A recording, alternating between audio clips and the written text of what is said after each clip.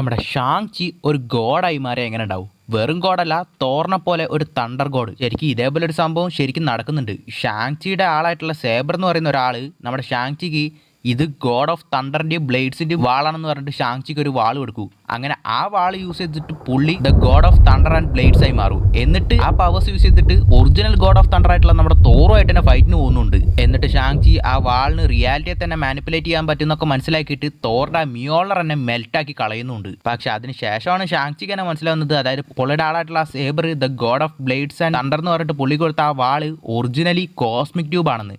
ആ cosmic ട്യൂബിന് reality change ചെയ്യാൻ പറ്റുന്ന മനസ്സിലാക്കിയിട്ട് ആ സേബർ അതൊരു വാളാക്കിയിട്ടാണ് ഷാങ് കൊടുത്തത്.